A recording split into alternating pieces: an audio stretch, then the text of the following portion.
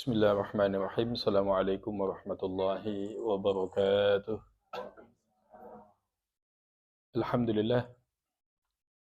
Nahmaduhu wa nasta'inuhu wa nastaghfiruhu wa nastahdihi. Wa na'udzu billahi min shururi anfusina wa min sayyiati a'malina. Man yahdihillahu fala mudilla lahu wa man yudlilhu fala hadiya lahu. Asyhadu an la ilaha illallah wahdahu la syarika lahu. Wa nashhadu anna sayyidana wa habibana Muhammadan abduhu wa rasuluh. فإنه بلغ رسالة وأدى الأمانة ونصح الأمة وجاهد في الله حق جهاده. Amma ba'du, kita lanjutkan pengajian tafsir juz amma sampai kepada suratul Nasr yang disebut sebagai surat kemenangan.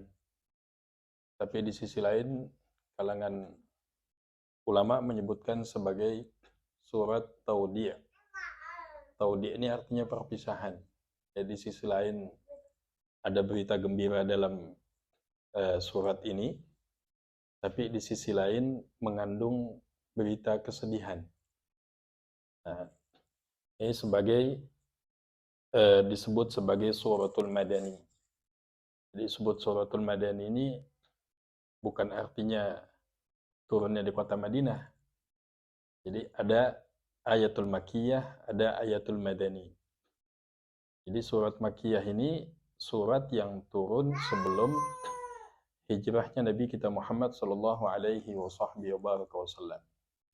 Kalau Madani ini ayat-ayat yang turun setelah hijrahnya Nabi kita Sayyiduna Muhammad sallallahu alaihi wasallam. Walaupun disebut surat Madani umumnya turun di kota Madinah. Nah, disebut ayatul Makkiyah umumnya turunnya di kota Makkah. Tapi yang menjadi ukuran ini hijrah. Ada qoblal hijrah, ba'dal hijrah. Nah, ini surat An-Nasr. Ini surat yang favorit nih. Jadi cuma 3 ayat, tapi punya makna yang sangat luas. Bahkan kalangan mufassirin mengatakan ini surat yang terakhir turun. Surat ya, bukan ayat. Surat yang terakhir turun kepada Nabi Muhammad sallallahu alaihi wasallam. Nanti kalau ayat kan banyak yang turun terakhir kan, termasuk al-yauma akmaltu lakum dinakum wa atmamtu alaikum ni'mati wa raditu lakumul Islam madina. Ini disebut sebagai suratul Nasr atau surat Idza Jaa Nasrullah, atau disebut juga surat Taudi', wada'an. Jadi wada'an di sini perpisahan. Karena ayat ini dipahami para sahabat radhiyallahu ta'ala ajma'in mendapatkan berita dari Nabi sallallahu alaihi wasallam turunnya surat ini adalah pertanda sebentar lagi tidak lama akan dipanggil Nabi kita Muhammad sallallahu alaihi wasallam menghadap Allah. Nah, sebagian mengatakan turunnya ketika Hajjatul Wada. Jadi ketika 3 bulan atau ada yang mengatakan 2 tahun sebelum wafatnya Nabi turun ayat ini. Maka semua sahabatnya senang, berbahagia. Karena ayatnya apa? Idza jaa nasrullah wal fath. Ini surat kan datangnya pertolongan Allah, wal fath dan kemenangan. Maka semua berbahagia. Kecuali Sayyidina Abu Bakar Siddiq radhiyallahu taala anhu yang menangis. Nah, ini luar biasa pemahaman beliau di dalam memahami ayat. Termasuk Abdullah bin Abbas radhiyallahu taala anhu. Kenapa menangis? Ditanya, kenapa kamu menangis ya Abu Bakar?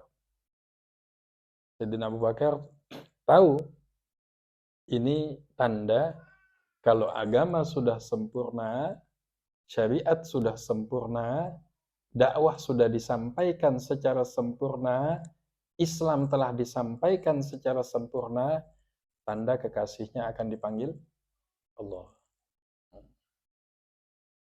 Ini kurang lebih 3 bulan, Al-Imam Tabari, Ibnu Jarir Ada juga yang mengatakan 2 tahun sebelum wafatnya Nabi.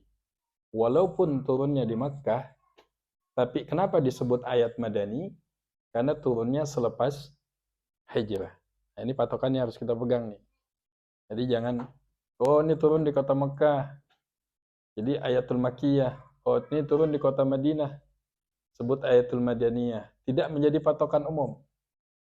Al-ibrah yang menjadi ukuran adalah waktu, bukan tempat.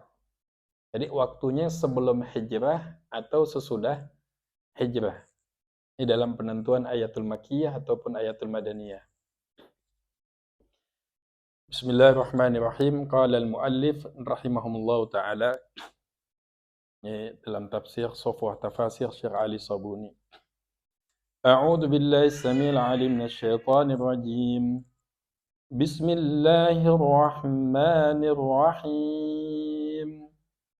Idza jaa'a nasrullahi wal fath ورأيت الناس يدخلون في دين الله أفواجا فسبح بحمد ربك واستغفره إنه كان توابا صدق الله العظيم وبلغ رسوله النبي الكريم. التفسير إذا جاء نصر الله والفتح, apabila datang kemenangan dari Allah Subhanahu wa taala, wal fath, apabila datang pertolongan dari Allah Subhanahu wa taala, wal fath. Wal fath ini kemenangan. Kemenangan yang dimaksud adalah ditaklukkannya Fathul Makkah. Ini kita ayat ini ayat favorit kita nih. Salat wajib, tarawih, makmum juga senang. Cuman 3 ayat, tapi maknanya luas. Kandungannya sangat dalam. Bahkan para sahabat kalau sudah jumpa dengan ayat surat ini, mereka nggak kuat untuk bacanya. Karena ayat ini turun isyarat yang kuat dari Allah Subhanahu wa taala bahwasanya Nabi Shallallahu alaihi wasallam sebentar lagi akan dipanggil oleh Allah Subhanahu wa taala. Dan dijelaskan dalam hadis. Jadi idza jaa nasrullahi wal fath, apabila datang pertolongan Allah Subhanahu wa taala. Ini kalimat idza dalam bahasa Arab, sesuatu yang akan terjadi tapi pasti.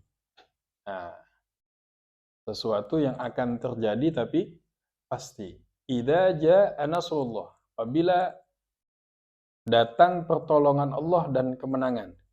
Nah, ini 3 bulan sebelum wafatnya Nabi ayat ini turun. Qila sebagian berpendapat 2 tahun turun ayat ini. Nah, ini min alamin nubuwah, ciri-ciri nubuwahnya Rasulullah. Wahyu yang disampaikan membuktikan apa? Benarnya ucapan Nabi Shallallahu alaihi wasallam dalam menyampaikan wahyu dari Allah Subhanahu wa taala. Idza jaa nasrullahi wal fath. Yang dimaksud adalah Fathul Makkah. Jadi penaklukan kota Makkah. Nah, Allah Subhanahu wa taala sudah janjikan. Sudah, kalian berjuang saja. Kalian pasti akan menang. Bersungguh-sungguh dalam perjuangan, Allah janjikan kota Makkah akan jatuh ke tangan kaum muslimin. Idza jaa nasrullahi wal fath. Al-khitab li Rasulillah sallallahu alaihi wasallam. Jadi khitabnya kepada Nabi dan kepada seluruh umatnya. Nah, ini ketika itu para sahabat radhiyallahu ta'ala ajma'in. Tentang apa? Tentang nikmat yang Allah berikan. Jadi hakikat pertolongan, hakikat kemenangan dari siapa? Dari Allah Subhanahu wa taala. Bukan manusia yang menentukan kemenangan. Bukan manusia ataupun makhluk yang menentukan kebahagiaan. Bukan manusia ataupun makhluk yang menentukan kesuksesan dunia dan akhirat. Ayat ini juga punya makna kesuksesan, kebahagiaan, dan hakikat kemenangan penentunya siapa? Allah Subhanahu wa taala. Bukan kita manusia. tapi Allah Subhanahu wa taala. Wa ala sairil mu'minin, juga nikmat dan kemenangan ini untuk seluruh kaum muslimin. Yang artinya idza nasarakallahu ya Muhammad ala a'daika, maksud ayat ini apa? Ya Muhammad, nanti ketika Allah menangkan kamu melawan musuh-musuhmu, kata Allah. Wa fataha 'alaika Makkah, dan Allah akan bukakan kota Mekkah untukmu. Allah akan tundukkan kota Mekkah untukmu. Ketika ayat ini turun, sudah ditaklukkan belum Mekkah? Sudah belum? Belum. Ayat ini turun sebelum Fathul Makkah. Subhanallah. Allah sudah kasih bisyarah yang kuat. Sudah. Kamu berjuang saja dengan para sahabatmu. Kamu terus sungguh-sungguh dan berjuang. An-natijah, yaitu hasil, haknya siapa? Haknya Allah. Allah bilang, idza jaa nasrullahi wal fath. Karena ketika itu umat Islam sedang fokus dakwah di Madinah. Tapi Allah Subhanahu wa taala isyaratkan kemenangan ini. Nah, yang dimaksud Al-Fatah di sini Ibnu Katsir, Al-Imam Jalaluddin Suyuti, Imam Tabari, Ibnu Jarir, kalangan mufassirin mengatakan yang dimaksud Al-Fatah, kemenangan di sini adalah Fathul Makkah. Jadi ayat ini kalau kita baca setiap hari dalam sholat kita, ini kita harus paham. Paham apa?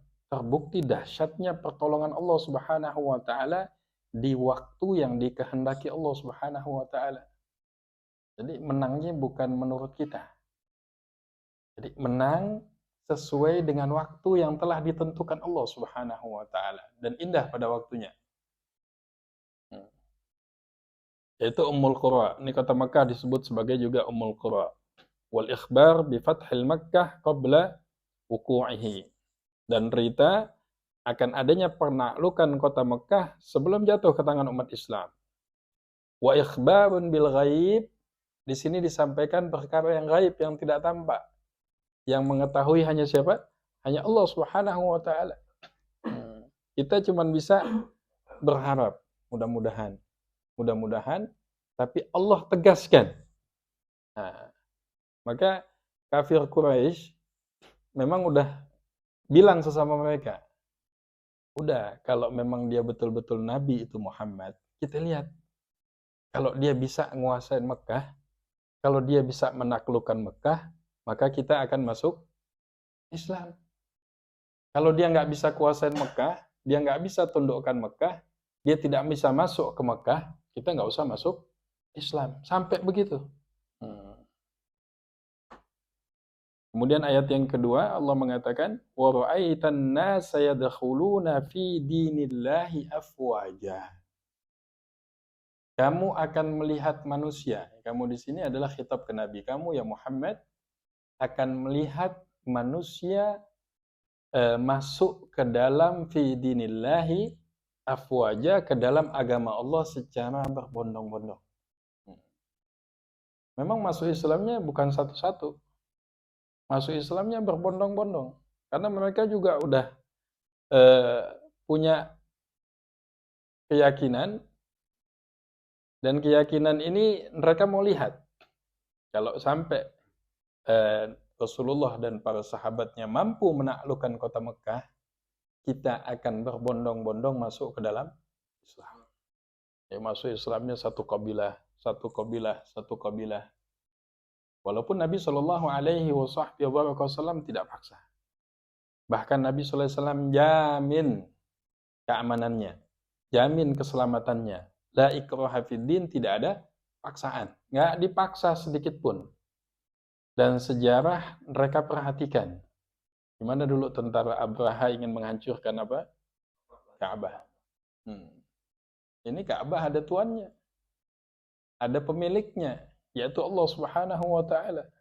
Yang mampu menguasai Mekah, keyakinan bangsa Quraisy, yang mampu menguasai Mekah, menguasai Ka'bah, maka apa? Agamanya adalah agama yang hak.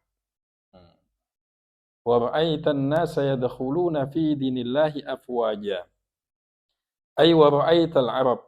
Kamu akan melihat ya Muhammad, bangsa Arab yadkhuluna fil Islam, yang berbondong-bondong masuk ke dalam Islam, jama'atin jama'at, berbondong-bondong.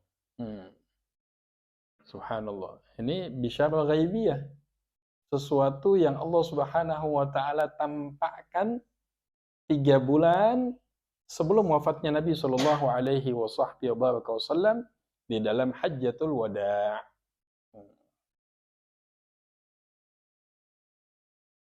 Min ghairi harbin wala qitalin, tanpa peperangan. Walaupun Nabi sudah apa? Dengan pasukannya sudah siap. Bahkan para sahabat apalagi. Nah, ada beberapa sahabat yang bilang, ini dulu habis kita diusir dari kota Mekkah. Nah, saat ini waktunya apa? Balas dendam. Enggak, kata Nabi sallallahu alaihi wasallam. Ini waktu di mana kita untuk merangkul. Ini hari di mana kita menampakkan bagaimana akhlaknya umat Islam ketika mampu menaklukkan satu tempat. Dia enggak niat untuk menguasai, tidak niat untuk menjajah, tapi menaklukkan. Ya? Beda menaklukkan sama menguasai. Kalau menguasai kecenderungannya apa? Ingin menjajah, ingin otoriter, ini tidak. Dengan izin Allah Subhanahu wa taala. Li'annahu ba'da Fathul Makkah sarat Arab ta'ti min aqtaril ardi ta'iyah. Semuanya datang. Qala Ibnu Katsir bahwasanya masyarakat Arab menunggu Fathul Makkah. Yaqulun, dengan mengatakan, in dhahara ala qaumihi fahuwa nabiyyun. Kalau dia bisa menguasai Makkah, maka dia adalah seorang nabi. Jadi nggak sembarangan yang dihadapi, juga kaum yang Masya Allah juga berpikirnya kuat. Ini bukan orang-orang bodoh. Falamma fatahallahu alail Makkah dakhalu fi dinillahi afwaja. Ketika dakhalu fi dinillahi afwaja. Ketika Allah membukakan, menaklukkan kota Mekkah di tangan Rasulullah dan para sahabat, mereka kaum Quraisy, kufar Quraisy, masuk ke dalam Islam secara berbondong-bondong. Ini artinya pembelajaran untuk kita, janji pertolongan Allah dalam setiap perjuangan itu pasti. Namun waktunya yang tahu hanya Allah Subhanahu wa taala. Dan ayat ini para alim ulama mengatakan insya Allah akan terus sampai hari kiamat. Bahkan dijelaskan, inna din, sesungguhnya agama Islam, la ya'rizu idal hijaz kama ta'rizul hayyatu ila juhriha. Agama Islam akan kembali berjaya kedua kalinya, sebagaimana kembalinya ular ke dalam sarangnya. Jadi nggak perlu ditanya, Ustadz, kapan kejayaan Islam yang kedua? Bukan itu pertanyaannya. Tapi yang jadi pertanyaan, aina nahnu? Kita saat ini di mana? Apakah kita menjadi hamba-hamba Allah yang menempatkan diri kita di dalam perjuangan Islam, ataukah kita menjadi hamba-hamba Allah yang keluar dari garis perjuangan agama Allah Subhanahu wa taala? Nah, karena janji Allah jelas, idza jaa nasrullah wal fath wa ra'aitan nasa yadkhuluna fi dinillahi afwaja. Bahkan terbukti tidak hanya bangsa Arab, bahkan bangsa Ajam. Jadi bangsa Ajam ini bangsa selain Arab. Lalu ada Romawi dan Persia, yang negara adik kuasanya. Romawi terkenal dengan tentaranya, Persia terkenal dengan senjatanya dan alat-alat yang lainnya. Ini dengan kecerdasannya, dengan akalnya. Ini Persia. Di tengah-tengah itu ada bangsa Arab. Bangsa Arab yang Masya Allah, Allah pilih untuk mengemban amanah mensyiarkan dinul Islam. Wa ra'aitan nasa yadkhuluna fi dinillahi afwaja. Kemudian ayat berikutnya, fasabbih bihamdi rabbika wastaghfir. Dan bertasbihlah dan pujilah Allah Subhanahu wa taala dan mintalah ampun kepada Allah Subhanahu wa taala, innahu kana tawwaba. Sesungguhnya Allah zat yang maha menerima taubat. Di sini diajarkan oleh Allah Subhanahu wa taala ketika mendapatkan kemenangan, ketika Allah berikan kemenangan kepadamu wahai kekasihku Muhammad, maka jangan euforia. Jangan bangga. Jangan rasa ini usaha kita. Jangan ngerasa kalau nggak ada saya nggak bakal bisa menang perjuangan. Jangan ngerasa kalau tidak ada saya nggak mungkin berjalan. Tidak. Kemenangan ini mutlak pertolongan dari siapa? Dari Allah Subhanahu wa taala. Ini Rasulullah, seorang yang maksum, makhluk yang paling dicintai, yang terjaga dari kesalahan dan dosa, diperintahkan Allah Subhanahu wa taala, "Fasabbih bihamdi rabbik." Maka bertasbihlah memuji Tuhanmu. Wastaghfir, dan mintalah ampun kepada Allah, innahu kana tawwaba. Karena Allah Subhanahu wa taala zat yang maha menerima taubat. Nah, ini dalil perintah dan dianjurkan dalam Al-Qur'an dan As-Sunnah dalam semua amal mesti ditutup dengan istighfar. Dan Nabi paham ayat ini. Ini ayat turun di ujungnya istighfar. Menandakan apa? Dalam hadis Nabi mengatakan kepada Sayyidatuna Aisyah bahwasanya ajalku sudah dekat. Coba, salat. Habis salat ditutup dengan apa? Bisalam. Istighfar.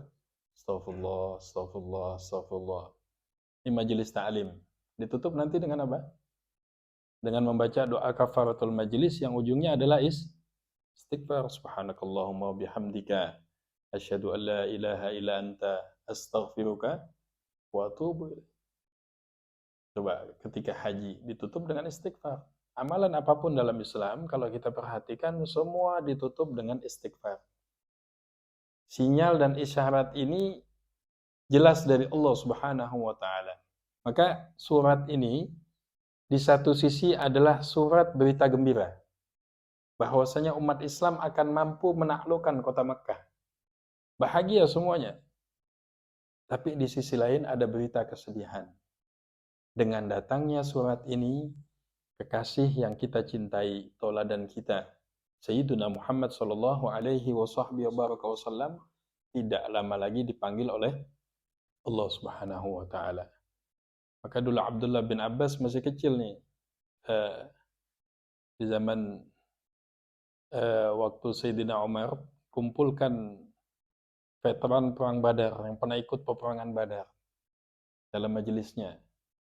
Maka salah satu ada yang bilang, ini kok Abdullah bin Abbas, Ibnu Abbas kok duduk sama kita?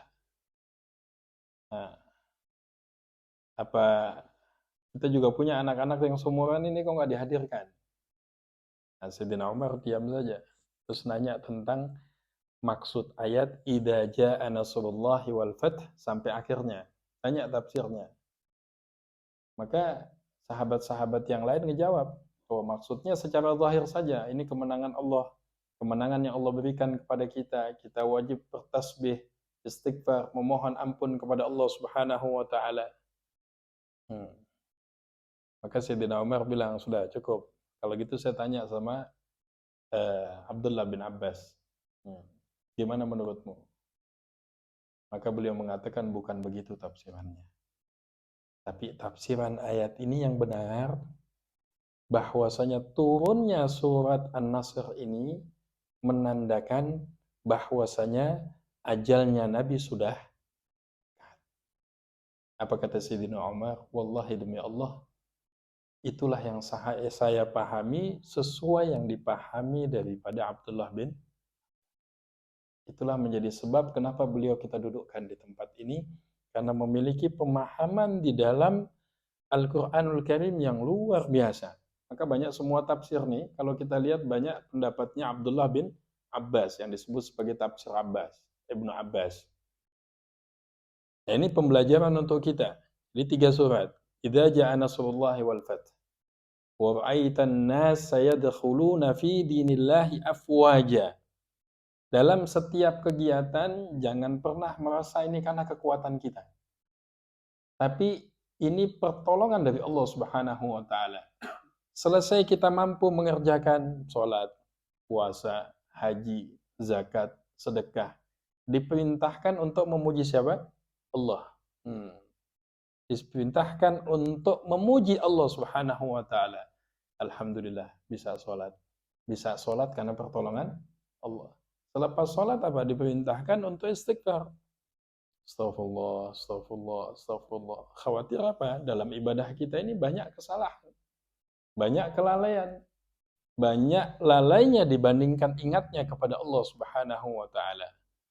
Maka para sahabat radhiyallahu taala ajma'in, termasuk Sayyidatuna Fatimah Zahra radhiyallahu taala anha, ketika bertanya tentang surat ini kepada Nabi sallallahu alaihi wasallam, maka dia menangis ketika dijelaskan ayat ini, surat ini turun, artinya ayahmu sebentar lagi akan dipanggil oleh Allah Subhanahu wa taala. Nangis Sayyidatuna Fatimah radhiyallahu taala anha. Tapi di sisi lain Nabi sallallahu alaihi wasallam mengatakan, kamu enggak perlu khawatir. Insya Allah kamu adalah wanita yang pertama kali akan menyusul ayahmu di surga. Di sisi lain,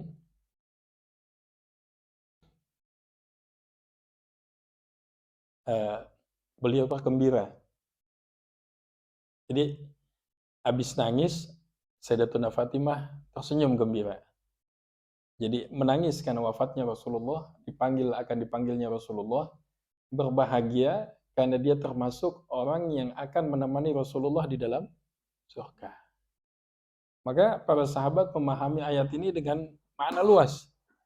Dan pertolongan Allah ini insya Allah terus tidak akan terputus sampai hari kiamat. Allah janjikan pertolongan Allah pasti. Kemenangan pasti. Datangnya Imam Mahdi pasti. Kebangkitan Islam yang kedua kali pasti. Tumbangnya Dajjal pasti.